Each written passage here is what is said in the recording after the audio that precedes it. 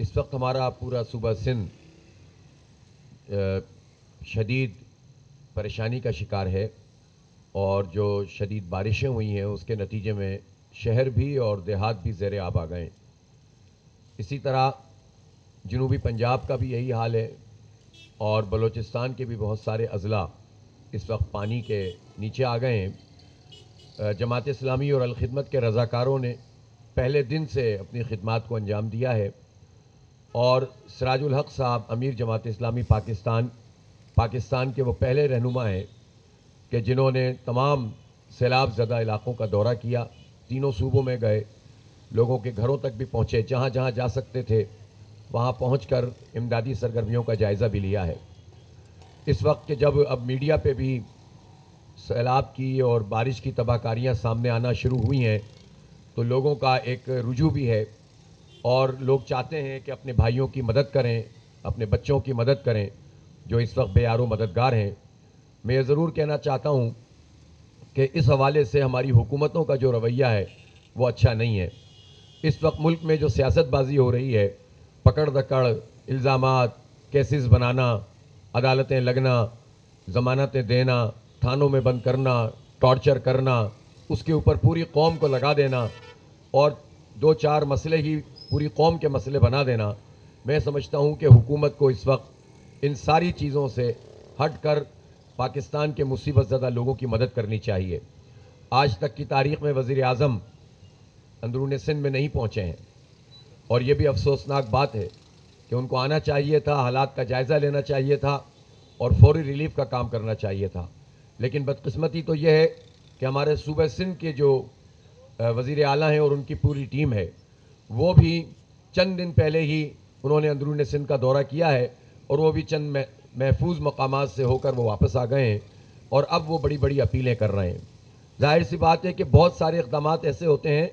جو بارشوں سے پہلے کرنے کے ہوتے ہیں،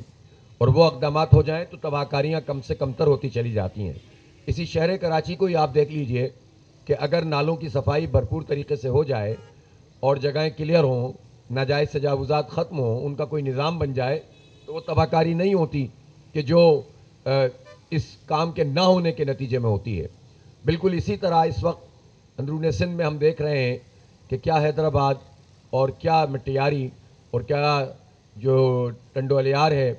اور پھر آپ میرپور خاص کی طرف چلے جائیں، عمر کوٹ کی طرف چلے جائیں، اس کے جو جھڈوں تک کے علاقے جو میرپور خاص میں ہیں اور اس کے آگے آتے ہیں وہاں بھی، اور پھر سکھر اور اس کے گرد و نواح کے جتنے علاقے ہیں وہ سب، کندکوٹ، کشمور، یہ سب علاقے زیر آب آئے ہوئے ہیں۔ کچھے کے علاقے کے بہت برا حال ہے، جو عموماً سیلابی ریلا جب زیادہ آتا ہے تو وہاں پر لوگ جو ہے زیر آب آ جاتے ہیں، ان کی فصلیں تباہ ہو جاتی ہیں، جانور تباہ ہو جاتے ہیں۔ لیکن اس وقت تو سیلاب ابھی پوری طرح آیا نہیں، اللہ نہ کرے کہ اس سیلاب کا ہمیں سامنا کرنا پڑے، لیکن بارشوں سے ہی اس وقت شہر کے شہر ڈوبے ہوئے ہیں،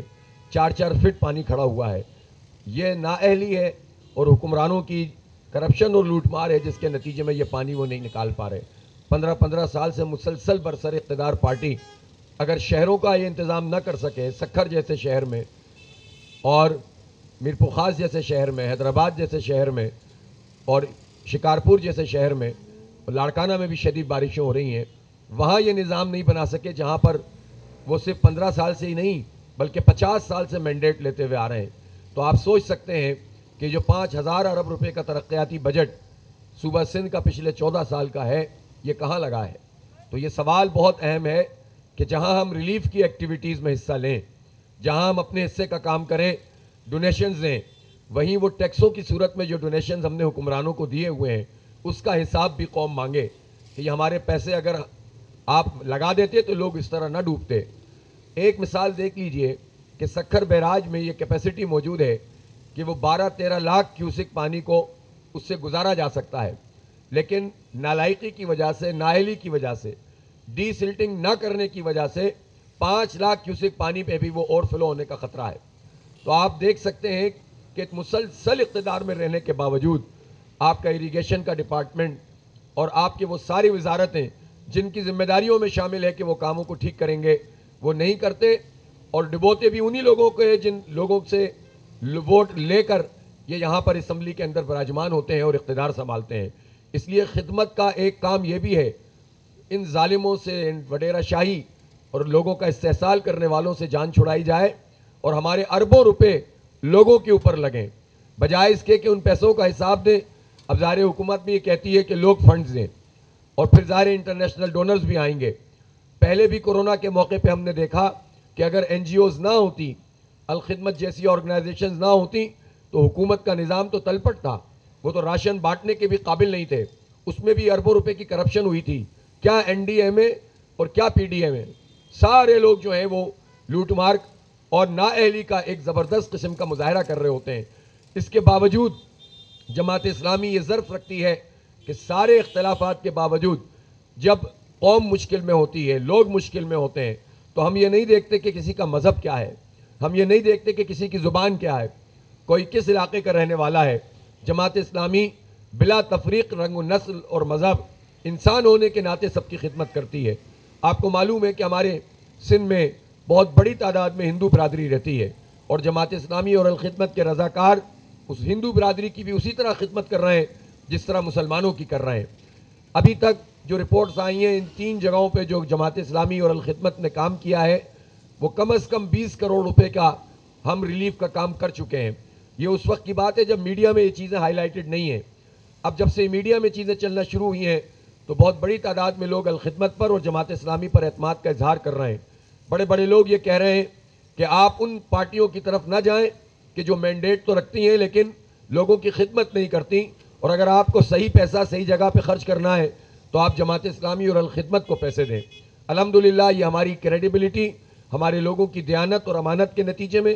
اور تربیت کے نتیجے میں ہے۔ تو ہم اس وقت یہ اعلان کر رہے ہیں کہ کراچی کے لوگ جو ہمیشہ پورے ملک میں کیا پوری دنیا میں کہیں پر کوئی مصیبت آئے تو کراچی کے لوگ اپنے دل کھول دیتے ہیں، اور صرف اہل خیر ہی نہیں، صنعت کار اور تاجر ہی نہیں، بڑے سرمایہ دار ہی نہیں، سرمایہ کار ہی نہیں، بلکہ غریب لوگ بھی اپنا حصہ ڈالتے ہیں، جو خود بہت مشکلات کا شکار ہیں، جن سے خود بجلی کے بل ادا نہیں ہو رہے، لیکن ہم وہ جذبہ دیکھ رہے ہیں کہ لوگ لا کر اپنے جو ہے جتنے ڈونیشنز ہو سکتے ہیں وہ ڈونیشنز جمع کرا رہے ہیں۔ تو ہم انشاءاللہ تعالی جو بھی پیسے آپ کے آئیں گے اس امانت کا اسی طرح سے استعمال کریں گے جس طرح سے ہم ماضی میں کرتے رہے ہیں، یا اس وقت بھی جماعت اسلامی ان تمام جگہوں کے اوپر ریلیف کا کام کر رہی ہے۔ ہمارے اس بلوچستان میں لزبیلا سے لے کر آگے تک، بلکہ ہب کے بعد سے ہی یہ سلسلہ شروع ہو جاتا ہے ریلیف کا، اور تمام اضلاع کے اندر اس وقت جماعت اسلامی کے رضاکار پوری طرح سے خدمت کا فریضہ انجام دے رہے ہیں۔ خود کراچی میں جو گڈاب کا علاقہ ہے اور ضلع ملیر کا علاقہ ہے اس میں بڑی تعداد میں لوگ موجود ہیں۔ اب اندرون سندھ سے لوگ یہاں پر آئے ہیں یا حکومت کی طرف سے لائے گئے ہیں، تو وہ جن بلڈنگز میں موجود ہیں ہم یہ حکومت سے مطالبہ بھی کرتے ہیں کہ وہ جو ریسٹ ہاؤس پورے سندھ میں موجود ہیں، جو گیسٹ ہاؤس موجود ہیں، جو سرکار کے دفاتر ہیں، ہم یہ دیکھ رہے ہیں کہ ان کو کچے علاقوں کے اندر اور ٹینٹ مختلف این جی اوز کے ٹینٹ میں تو حکومت رکھ رہی ہے، لیکن جو عیاشیوں کے اڈے بنے ہوئے حکمرانوں کے گیسٹ ہاؤس اور ریسٹ ہاؤس،